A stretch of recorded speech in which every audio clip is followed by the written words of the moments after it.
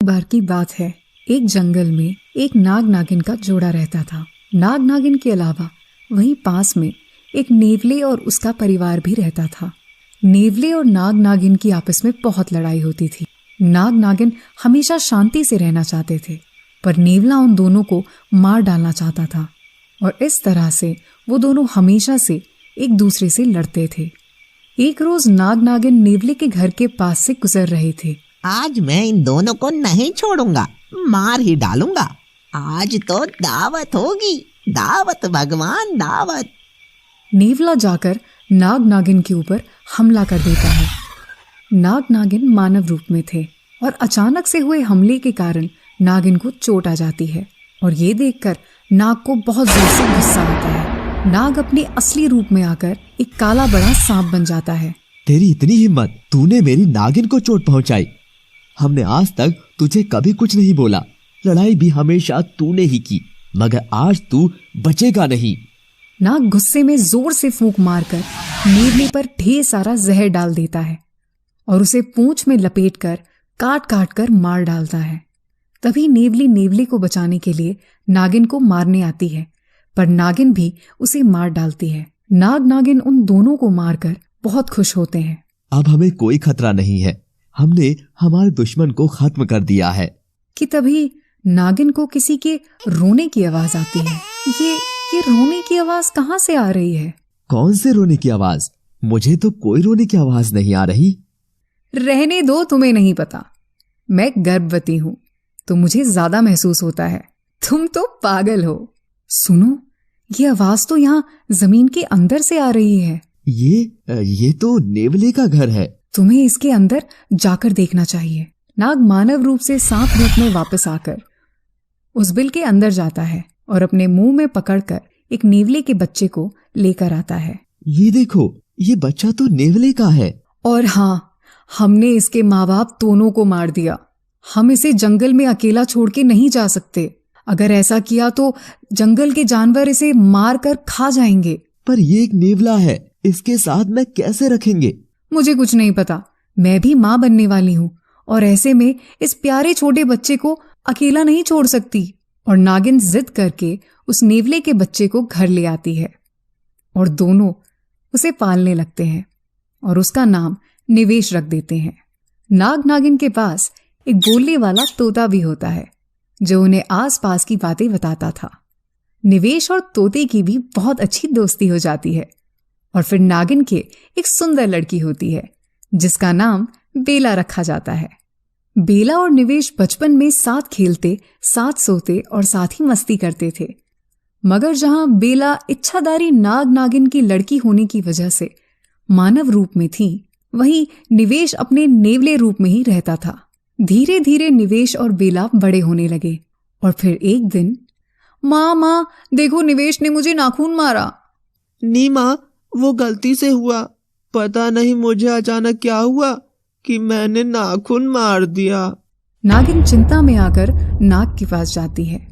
सुनिए, मुझे अपनी बेला की बहुत चिंता सता रही है, कहीं नीवू बेला को मार ना दे। ये तो तुम्हें पहले सोचना चाहिए था। खैर, दोनों बच्चे हैं, खेलते खेलते वक्त बीत जाएगा, तुम फिक्र मत करो। वैसे भी बेला पूरी तरह नागिन बनी नहीं है, तो उससे निवेश को कोई खतरा नहीं होगा। और ऐसे ही लड़ते झगड़ते दोनों बड़े हो गए। जंगल में बेला अपने खुले बालों को लहराते हुए दौड़ती तो निवेश भी उसके पीछे पीछे दौड़ने लगता। धीरे धीरे बेला और निवेश में बहुत प्यार हो गया। दोनों एक दूसरे के बिना रहते ही नहीं थे। सुनो भगवान, तुम्हें जो डर था वो डर मुझे भी सता रहा है। अब बेला बड़ी हो गई है और उसमें से नागिन की गंध भी आने लगी है। निवेश कभी कभी उसे चोट पहुंचा सकता है। हाँ, तो अब हमें क्या करना चाहिए? हमें निवेश की परीक्षा लेनी चाहिए।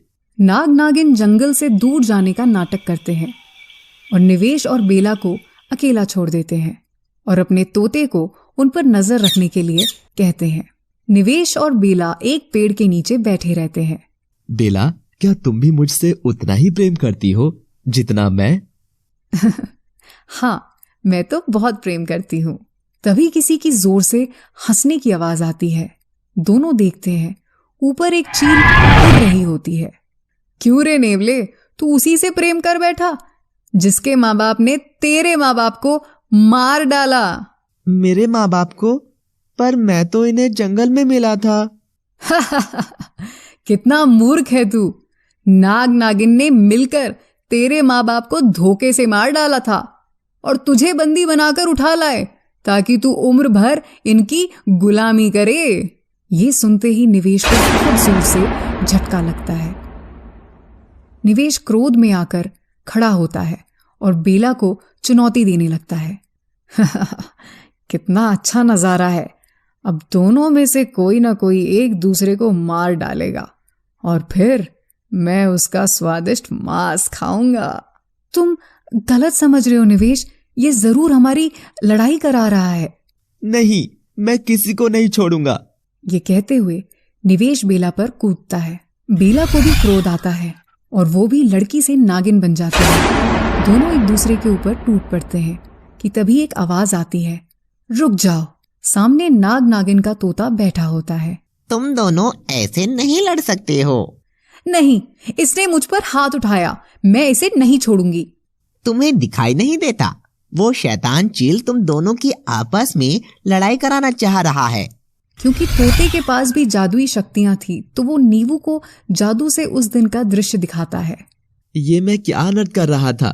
मेरे दुष्ट माँ बाप ने जो गलत किया था मैं भी वही कर रहा था। नहीं, यही मेरा परिवार है। निवेश बेला को उठाता है। बेला नागिन रूप में ही थी और माफी मांगता है। निवेश एक पत्थर उठाकर चील की ओर फेंकता है जो उसे जाकर लग जाता है और वो डर के मारे उड़कर दूर चला जाता है। हे नाग देवता, मैं एक नेवला हूँ। मैं जानता हूँ एक नाग परिवार के साथ रहना मेरे जीवन के लिए बहुत मुश्किल है, किंतु अगर मैं मेरे इस परिवार के लिए जरा सा भी खतरा हूँ तो आप स्वयं मुझे मार डालें। ये सुनते ही बेला दौड़ कर आकर नीवू को उठाकर सीने से लगा लेती है। नहीं निवेश, मैं तुमसे बहुत प्यार करती हूँ। अगर तुम मुझे खा भी जाओ तब भी मैं तुमसे इतना ही प्यार करूंगी। तभी नाग नागिन प्रकट हो जाते हैं। माँ, बाबा, आप दोनों? हाँ, हम दोनों यहीं थे और सब देख रहे थे। हमने निवेश की परीक्षा ली कि कहीं वो तुम्हारे लिए खतरा तो नहीं है, पर निवेश तुमसे बहुत प्यार करता है और हम तुम दोनों की शादी करवाएंगे। नाग नागिन निवेश और बेला की शादी करवा देते हैं। जैसे ही निवेश की शादी बेला से होती है वो आधा नेवला और आधा नाग बन जाता है। माँ, ये क्या हुआ? निवेश ये क्या बन गया? तभी नागदेव प्रकट होते हैं। निवेश का सच्चा प्यार देखकर मैंने उसे कुछ सर्प शक्तियां प्रदान की हैं। अब वो नेवले के शरीर से मुक्त है और मानव रूप में आ सकता है। और तभी निवेश एक बहुत सुंदर मानव में बदल जाता है। बेला बहुत खुश होती है। दोनों गले लगते हैं और हंसी खुशी जिंदगी जीने लगते हैं। निवेश और बेला जंगल में एक पेड़ के नीचे बैठे होते हैं। बेला, तुम क्या मुझसे सच में इतना अधिक प्रेम करती हो जो एक नेवले के साथ रहने लग गई? अरे पागल, ये भी कोई पूछने की बात है? हम दोनों का बचपन एक साथ बीता है। मुझसे ज्यादा तुम्हें कौन प्यार करेगा? पर अगर कभी ऐसा हुआ कि मेरे अंदर का नेवला तुम्हें मार डाले तो? बेला सोच में पड़ जाती है और फिर जोर से हंसने लगती है। ये तुम ऐसी बहकी बहकी बातें क्यों कर रहे हो? ऐसा जरूरी नहीं कि तुम भी तुम्हारे माँ बाप जैसे निकलो। और दोनों एक दूसरे को गले लगा लेते हैं। तभी बेला चौंक कर निवेश से दूर हो जाती है। क्या हुआ बेला, तुम ठीक तो हो ना? मुझे ऐसा लगा जैसे कोई छुपकर हमें देख रहा हो। नहीं, ये जरूर तुम्हारा वहम होगा। यहाँ कोई नहीं है। दोनों घर वापस चले जाते हैं। तभी पेड़ के पीछे से एक और नेवला बाहर आता है। वो असल में कोई नेवली थी। कितने खुश लग रहे हैं दोनों, पर मैं इन्हें खुश रहने नहीं दूंगी। मुझे बदला तो लेना ही होगा। नेवली एक तांत्रिक के पास जाती है। ऐ शक्तिशाली बाबा, मेरी मदद करो। कौन हो तुम और मेरे पास क्यों आई हो? बाबा, मेरा नाम निव्या है। मैं उन्हीं नेवला और नेवली की बेटी हूँ जिन्हें उन दुष्ट नाग नागिन ने मिलकर मार डाला और मेरे परिवार का अंत कर दिया। तो तुम कैसे बच गई? जिस दिन मेरे माँ बाबा नाग नागिन से लड़ रहे थे, उसी रोज बाबा ने मुझे जंगल से दूर किसी काम से भेजा था। और जब मैं काम कर कर लौटी तो मैंने देखा कि वो दुष्ट नाग नागिन मेरे माँ बाबा को मार रहे हैं। मैं उन्हें बचाना चाहती थी, पर मुझे मेरे बाबा ने भाग जाने का इशारा कर दिया। तो अब मुझसे क्या चाहती हो? उस चालाक परिवार ने पहले मेरे माँ बाबा को मारा और फिर मेरे ही छोटे भाई निवेश को भी काबू में कर लिया। मुझे बदला लेना है बाबा, मुझे शक्ति चाहिए। पर बदले में मुझे क्या मिलेगा? वो एक नाग नागिन का जोड़ा है जिनके पास नागमणि भी होगी। अगर वो मैं आपको लाकर दे दूं तो आप सबसे शक्तिशाली तांत्रिक बन जाओगे। तांत्रिक लालच में आकर निव्या को वेश बदलने की शक्तियां दे देता है। लो, अब तुम इच्छाधारी नेवली बन चुकी हो, जो किसी भी मानव या उसकी किसी चीज के स्पर्श से कुछ देर के लिए उसके जैसी बन सकती है। कुछ देर के लिए बस? हाँ, और ध्यान रहे, अगर वो असली इंसान तुम्हारे सामने आ जाएगा तो तुम्हारा ये छल भी उसके सामने आ जाएगा और तुम वापस एक नेवली बन जाओगी। निव्या तांत्रिक को हाथ जोड़कर धन्यवाद कहकर वापस जंगल में आती है। नाग नागिन, अब मैं तुम्हारे पूरे परिवार का नाश कर दूंगी, कोई नहीं बचेगा। पर अगर मेरा भाई मेरा साथ दे तो मैं आराम से इस काम को अंजाम दे सकती हूँ। मुझे निवेश से बात करनी होगी। निव्या नाग नागिन के घर के पास जाती है और देखती है कि नागिन जंगल की ओर जा रही है। अगर मैं नागिन बनकर बेला को निवेश से दूर कर दूं तो मुझे निवेश से बात करने का अधिक समय मिल जाएगा। और वो नागिन का रूप लेने की सोचती है। निव्या नागिन के बाहर सूख रहे कपड़ों को छूकर तुरंत नागिन बन जाती है और बेला के पास जाती है। बेला बिटिया, अरे ओ बेला बिटिया। जी माँ, ये आप कैसे बोल रही हैं? नहीं, वो मुझे बस तुम पर प्यार आ गया था। वो मुझे शिव की पूजा करनी है तो तुम थोड़े बेलपत्र ले आओगी? क्यों नहीं माँ, मैं अभी लेकर आई। और वो चली जाती है। जैसे ही बेला बाहर आने वाली थी, निव्या उसके बालों को स्पर्श कर देती है और बेला का रूप ले लेती है। अब मुझे निवेश के पास जाकर कुछ ऐसा करना होगा जिससे निवेश बेला से नफरत करने लगे। निवेश, कहाँ हो तुम? मैं तो यही हूँ कमरे में, अभी तो तुम मिलकर गई थी। हाँ, मैं भी ना कितनी पागल हूँ। तुम्हें आंखों के सामने ना देखूं तो बेचैन हो जाती हूँ। क्या बात है, आज सुबह सुबह मेरी नागिन को मुझ पर बड़ा प्यार आ रहा है। हाँ, क्यों नहीं आएगा। हम दोनों को मिलाया भी नियति नहीं है। ना मेरे माँ बाबा तुम्हारे माँ बाबा को इतनी बुरी तरह से मारते और ना तुम यहाँ होते, नहीं तो मैं भी सबका काम तमाम कर चुकी होती। निवेश चौंक जाता है। कितनी अजीब बात है ना निवेश, तुम नेवला होकर नाग परिवार में आ गए, पर अगर तुम अपने परिवार के पास होते तो क्या तुम मिलते? हाँ, मगर तुम तुम्हारे माँ बाबा से जरूर मिल पाते। ये आज तुम कैसी बातें कर रही हो? क्या हो गया है तुम्हें? मैं सब जानती हूँ निवेश, तुम्हें मेरे माँ बाबा पर क्रोध आ रहा होगा कि उन्होंने तुम्हें अनाथ कर दिया, पर अब तो तुम नेवला नहीं रहे और देखो, अब तो तुम्हारी पहचान भी नाग ही बन गई। बस करो बेला, आज ये कैसी बातें कर रही हो? मैं उन सब चीजों के बारे में नहीं सोचना चाहता। मेरा परिवार बस यही है और कोई नहीं है, और मैं नेवला ही हूँ, यही मेरी पहचान है।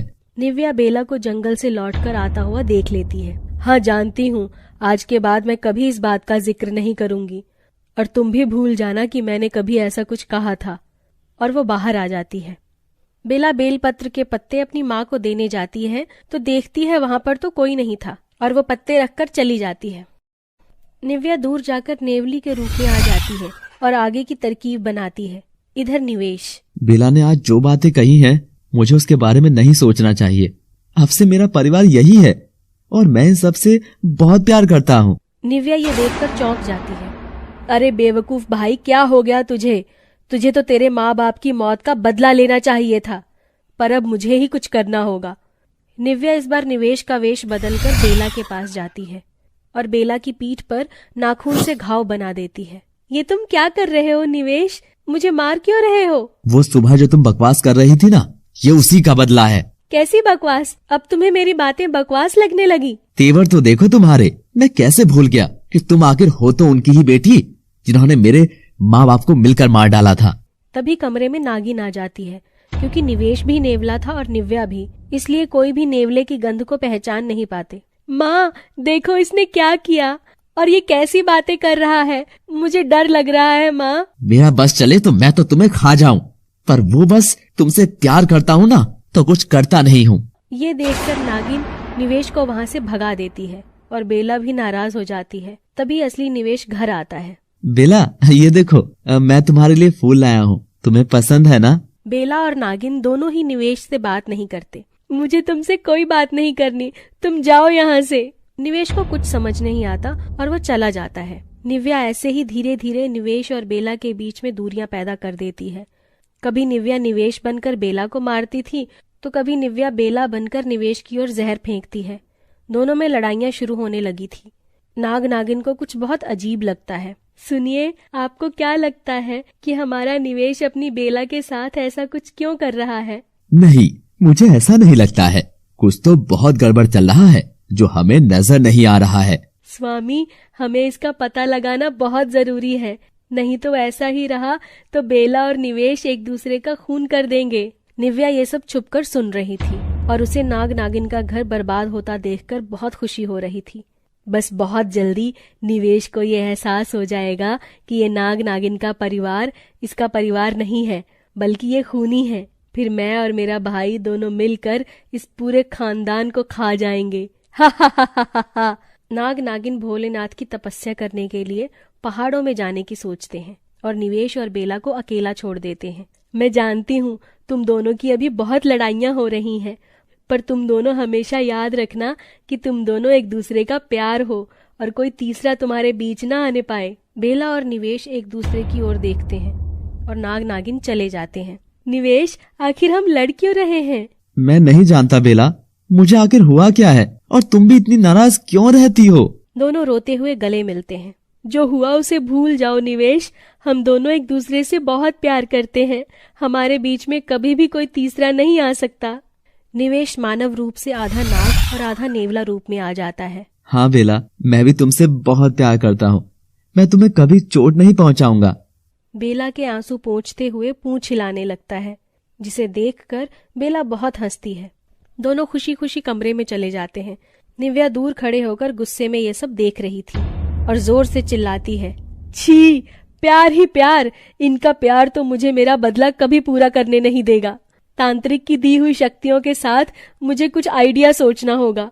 नाग नागिन, मैं नहीं छोड़ूंगी तुम्हारे परिवार को। चालाक नागिन, तूने जो मेरे भाई पर जादू किया है, मैं उस जादू को मेरी नफरत से खत्म कर दूंगी। अब देखना तू मैं क्या करती हूँ। बेला और निवेश पिछला सब कुछ भूलकर अपनी जिंदगी की शुरुआत करते हैं, मगर जो जहर निव्या दोनों के मन में घुल चुकी थी, उसका असर अब उनके प्यार पर होने लगा था। बेला निवेश के पास सोने से डर रही थी कि कहीं निवेश रात में उसे मार ना दे, और चद्दर उठाकर बाहर जाने लगती है। कहाँ जा रही हो बेला? वो निवेश, मुझे अकेले सोना है बिस्तर पर, तो मैं माँ के कमरे में सो जाती हूँ, तुम यहीं सो जाओ। निवेश को अजीब लगता है। अब निवेश भी डरकर रहने लगा था। जब भी बेला नागिन के रूप में रहती थी, उसे देखकर निवेश को ऐसा लगता जैसे बेला कभी भी उसे डस लेगी। और धीरे धीरे कुछ दिनों में ही दोनों ने बातें कम कर दी।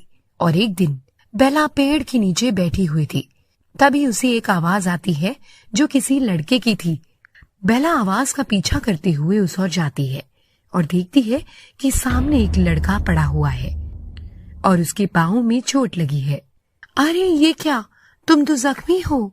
बेला उसके पास जाकर उसे खड़ा करती है और पत्थर पर बिठा देती है। जैसे ही बेला की नजर उस सुंदर नौजवान लड़के पर पड़ती है, तो वो बस उसे देखते ही रह जाती है। ये इतना सुंदर लड़का हमारे जंगल में क्या कर रहा है? मैं इस पर से अपनी नजरें क्यों नहीं हटा पा रही हूँ? तभी वो लड़का बेला के सामने हाथ हिलाकर बोलता है, कहाँ खो गई आप सुंदरी? सुंदरी? नहीं नहीं, मेरा नाम बेला है। और आपका? मेरा नाम कल्पित है, मैं पास ही के गांव में रहता हूँ। मैं यहाँ से गुजर रहा था कि तभी मेरा पाँव इस पत्थर से टकरा गया और मुझे चोट आ गई। बेला बस उसके चेहरे की ओर देखती ही रहती है। कितना मनमोहक चेहरा है, ये मुझे क्या हो रहा है? मैं इसकी ओर आकर्षित कैसे हो सकती हूँ? पर आप जैसी इतनी सुंदर लड़की यहाँ वन में क्या कर रही है? वो मैं भी बस यहाँ से गुजर ही रही थी। अच्छा, क्या यहाँ तुम अपने परिवार के साथ रहती हो? हाँ, मैं यहाँ बस अपने माँ बाप के साथ रहती हूँ। अच्छा बेला, तो मैं यहाँ अक्सर आता जाता रहता हूँ, क्या तुम मुझसे यूं ही मिलोगी? ये सुनते ही बेला खुशी से चिल्लाती है, हाँ हाँ, क्यों नहीं मिलूंगी, बिल्कुल मिलूंगी। बेला उसका हाथ पकड़ लेती है। दोनों शर्मा जाते हैं और बेला घर को लौट जाती है। अब बेला और कल्पित बनी हुई निव्या दोनों रोज मिलने लगती हैं। धीरे धीरे बेला निवेश से एकदम दूर हो जाती है और निवेश बेला से। और एक दिन बेला के माँ बाप नाग नागिन वापस लौटकर आ जाते हैं और देखते हैं कि बेला और निवेश एक दूसरे से पहले से भी अधिक नाराज हैं। ये देखकर नाग नागिन बहुत दुखी होते हैं और इस और कल्पित बेला को फिर से मिलने बुलाता है। बेला, मुझे तुमसे प्यार हो गया है और मैं अपनी पूरी जिंदगी सिर्फ तुम्हारे साथ ही बिताना चाहता हूँ। ये सुनते ही बेला झूम उठती है और कल्पित के गले लग जाती है। मैंने तो जिस दिन तुम्हें पहली बार देखा था, मुझे तभी तुमसे प्यार हो गया था। मैं भी बस तुम्हारे पास ही रहना चाहती हूँ। और बेला निवेश के बारे में बिल्कुल भी नहीं सोचती और अपने घर लौट जाती है। बेला, तुम कहाँ रहती हो आजकल? ना तुम मेरे पास बैठती हो और ना ही कोई बात करती हो मुझसे। मुझे तुमसे कोई बात नहीं करनी। बेला अपनी माँ बाबा के पास जाती है। माँ, मैं अब यहाँ नहीं रहना चाहती। मुझे एक इंसान से प्रेम हो गया है। पर बेला, निवेश तुम्हारा पति है। माँ, अनजाने में किया हुआ प्यार था निवेश मेरा, पर मैं अब निवेश से प्यार नहीं करती। ये क्या बेवकूफी है बेला? ये क्या हो गया है तुम्हें? हाँ, मैं तो बेवकूफ थी जो इस अजीब से आधे नेवले और आधे सांप से प्यार कर बैठी। पर आप दोनों तो समझदार थे ना, मुझे क्यों नहीं रोका? बेला गुस्से में घर छोड़कर चली जाती है। उधर निवेश ये देखकर बहुत रोता है और वो भी चला जाता है। निव्या दूर खड़ी होकर ये सब देखकर खुश हो रही थी। अब नाग नागिन एकदम अकेले हो चुके हैं, पर बेला को थोड़ा और कमजोर करना होगा। कि तभी वो कल्पित का रूप लेकर बेला के पास जाती है। कल्पित, मैं तुम्हारे लिए सब छोड़कर आ गई हूँ। कल्पित और बेला गले मिलते हैं और साथ रहने लगते हैं। निवेश भी अपनी जिंदगी जंगल में बिताने लगा था कि तभी निवेश के सामने एक सुंदर सी कन्या आकर खड़ी हो जाती है, जो निव्या होती है। कौन हो तुम बहन? बहन ही तो हूँ मैं तुम्हारी निवेश। मेरा नाम निव्या है। बहन? मेरी बहन? पर मेरी तो कोई बहन नहीं है। तुम्हें नहीं पता, पर मैं तुम्हारी बड़ी बहन हूँ और यहाँ हमारे माँ बाबा की मौत का बदला लेने आई हूँ। निव्या, तुम ऐसा कुछ नहीं करोगी। वो नाग नागिन अब मेरे भी माँ बाप हैं। तुम्हें दिखाई क्यों नहीं दे रहा निवेश? उन्होंने चाल चलकर हमारा परिवार खत्म कर दिया और तुमसे तुम्हारी नेवला होने की पहचान तक छीन ली। तुम क्या बन गए हो, देखो जरा। निवेश पानी में खुद को आधा नेवला और आधा सांप बना देखता है और उसे क्रोध आ जाता है। तुम ठीक कह रही हो, आखिर अपना तो अपना ही होता है। मैं इतने दिन से यहाँ भटक रहा हूँ, पर मुझे लेने कोई नहीं आया। आओ दीदी, हम दोनों मिलकर उन्हें सबक सिखाते हैं। निव्या निवेश को अपनी ओर कर बहुत खुश होती है। उधर कल्पित बनी निव्या बेला से बदला लेने की धुन में इतनी पागल हो जाती है कि ये भूल जाती है कि उसके पास मानव रूप लेने की शक्तियां बहुत निश्चित समय के लिए है। निव्या रात में सोने से पहले कल्पित बन जाती और बेला के सोने के बाद वापस नेवली बन जाती। फिर सुबह होने से पहले फिर से मानव रूप लेकर काम का बहाना लेकर चली जाती थी। कुछ दिन यूं ही बीतते गए। एक रोज बेला की आंख रात में ही खुल जाती है और वो देखती है कि उसके बगल में कल्पित नहीं है, मगर किसी जानवर के बाल पड़े हैं। बेला उन बालों को उठाकर सूंघती है और फिर सो जाती है। अगले दिन निव्या निवेश के साथ मिलकर नाग नागिन के घर पर हमला करने के लिए जाती है। निव्या जैसे ही उनके घर पर हमला करती है, सामने से बेला आकर नागिन रूप में खड़ी हो जाती है। बेला, तुम? पर तुम्हें तो मैंने दूर भेज दिया था। हा हा हा हा हा। क्यों नेवली, तुम्हें लगा था तुम ही हमारे साथ खेल खेल रही थी? असल में तुम कभी जान ही नहीं सकी, जो भी हो रहा था वो हमारी मर्जी से हो रहा था। जब हम दोनों बहुत परेशान थे और तपस्या करने के बहाने से घर से दूर गए थे, तभी उन्होंने एक तरकीब बताई थी और मन की शक्ति से इन सब के पीछे कौन है ये पता लगाया। तुम्हें क्या लगा मूर्ख लड़की, हमें कुछ पता नहीं है? हम यहीं छुपकर तुम्हारी सारी हरकतें देख रहे थे। तभी निवेश भी निव्या की ओर से हटकर बेला के पास खड़ा होकर आधा नेवला और आधा नाग बन जाता है। निवेश, तुम भी? हाँ, मैं तो उसी दिन समझ गया था जब तुमने बेला को बेलपत्र लेने भेजा था और खुद बेला बन गई थी। पर कैसे? क्योंकि मेरी माँ मुझे कभी बेल पत्र के पत्ते लेने नहीं भेजती है। बचपन में वहां एक शिकारी ने मुझे पकड़ लिया था, तभी से मेरी माँ मुझे उस जगह से दूर रखती है। और फिर धीरे धीरे हम सभी तुम्हारी हरकत समझ गए थे। इतना सुनते ही सब हंसने लगते हैं। निव्या को बहुत जोर से क्रोध आता है, पर मैं फिर भी तुम सबको मार डालूंगी। तभी बेला अपने हाथ में कुछ रखती है और नागिन उस पर मंत्र जाप करती है। ये तुम क्या कर रही हो मायावी नागिन? मायावी तो तू है जो किसी तांत्रिक की उधार की शक्तियों पर गुरूर कर रही है। ये तेरी उन्हीं शक्तियों का इलाज है। तुझे क्या लगा मुझे पता नहीं था कि तू कोई कल्पित नहीं बल्कि वही नेवली है जो मुझे मेरे निवेश से दूर करना चाह रही थी। उस दिन जब तू मानव रूप छोड़कर असली रूप में आई थी, तब मैंने तेरे बिस्तर से तेरे मायावी बालों को उठाकर रख लिया था। मुझे माँ बाबा ने तेरी इन शक्तियों का तोड़ लेने के लिए ही तेरे पीछे भेजा था और मैंने वो सब प्यार का नाटक किया। हा हा हा हा हा हा। और नागिन उन बालों पर तुरंत मंत्र फूंकती है। निव्या का मानव रूप जलने लगता है और वो वापस नेवली के रूप में आ जाती है। तभी निव्या जोर से छलांग मारते हुए बेला के ऊपर हमला करती है कि तभी निवेश सामने खड़ा हो जाता है। तुम मेरी बहन जरूर हो, मगर इस बात को तुम्हारा मान लेना बहुत जरूरी है कि हमारे माँ बाप ही दुष्ट थे, ये लोग नहीं, इसलिए उन्हें ऐसी मौत मिली। तभी नाग अपनी चमत्कारी मणि की ताकत से निव्या को पाताल में भेज देता है। ऐसा मत सोचना कि मैं तुम लोगों से हार गई, पर मैं वापस जरूर आऊंगी। मेरा बदला अभी पूरा नहीं हुआ है। नेवली चिल्लाती हुई पाताल में कैद हो जाती है। बेला चलो, अब हमने नाटक आखिरकार खत्म कर ही दिया, अब हम वापस से खुशी खुशी रहेंगे। बेला निवेश को गले लगाती है। मुझे तो उस दिन सच में ऐसा लगा था कि कहीं तुम्हारा दिल मेरी बहन के उस सुंदर लड़के वाले रूप पर सच में तो नहीं आ गया। मैं सच में बहुत डर गया था।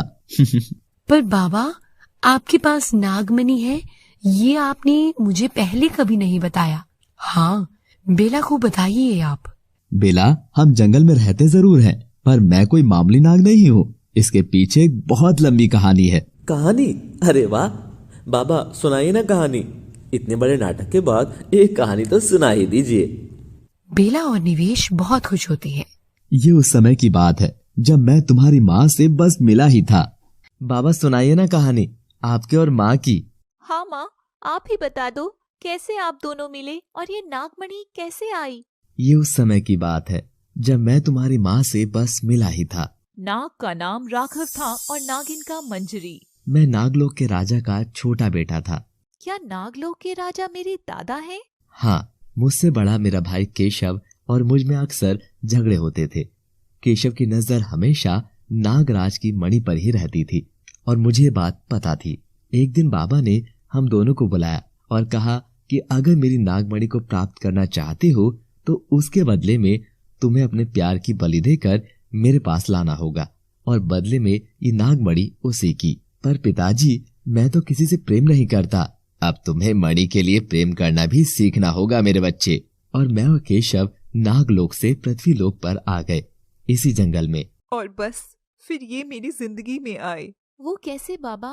मैं और केशव एक ऐसी चीज को तलाश करने लगे जिससे हम प्रेम कर सकें। राघव और केशव दो अलग अलग दिशाओं में चले गए और प्रेम की तलाश करने लगे। क्या है ये प्रेम, कहाँ मिलेगा? मुझे जल्दी से किसी को ढूंढकर झूठा प्रेम करना होगा और फिर उसे मारकर मैं वो नागमणि को हासिल कर लूंगा। इधर राघव चलते चलते एक नदी के किनारे आ जाता है और देखता है सामने एक लड़की गीले बालों को सुखा रही है। इतनी सुंदर कन्या, इस कन्या को तो देखकर कोई भी प्रेम कर ले। राघव कन्या के पास जाता है। हे सुंदरी, आपका नाम क्या है? मेरा नाम मंजरी है। मंजरी, जितना सुंदर नाम उतनी ही सुंदर तुम्हारी ये आंखें हैं, बिल्कुल नदी के शांत पानी के समान। शुक्रिया आपका। पर वैसे आप हैं कौन? इस जंगल में आज से पहले इतनी नौजवान लड़की को नहीं देखा। मैं राघव हूँ, पास ही के गाँव से आया हूँ। मैंने सुना है यहाँ बहुत सुंदर हिरन है, उसी को देखने।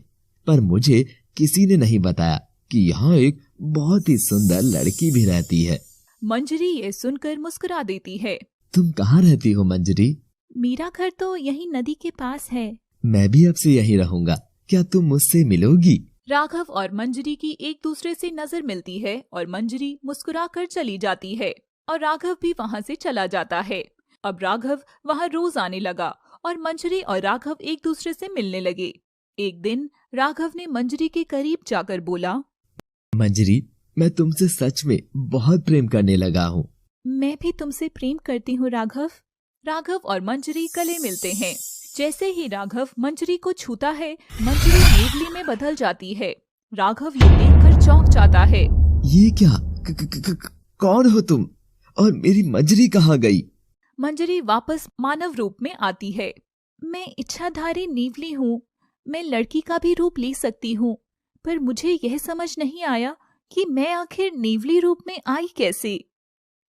मेरी सुंदरता की वजह से सब मुझे पाना चाहते थे, जिसमें सर्प जाति भी मुझसे विवाह करना चाहती थी, किंतु नेवला और सांप कभी भी एक नहीं हो सकते।